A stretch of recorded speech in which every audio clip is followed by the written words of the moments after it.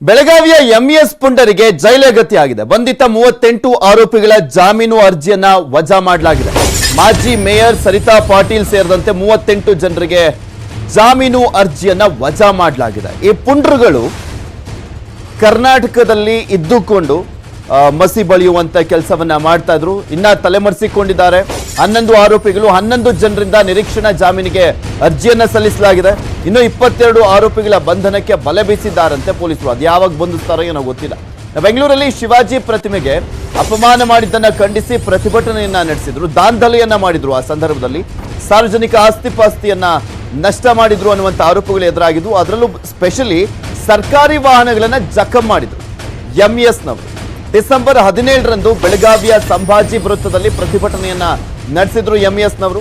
ಶ್ರೀರಾಮ ಸೇನೆ, ಹಿಂದೂಸ್ತಾನ್ ಸಂಘಟನೆ ಪ್ರತಿಭಟನೆ ಅಂದ್ರೆ ಈ ಒಂದು ವಿಚಾರಕ್ಕೆ ಸಂಬಂಧಪಟ್ಟಂತೆ ರಾಜ್ಯದಾದ್ಯಂತ ಸಾಕಷ್ಟು ಆಕ್ರೋಶ ಕೂಡ ವ್ಯಕ್ತವಾಗಿತ್ತು.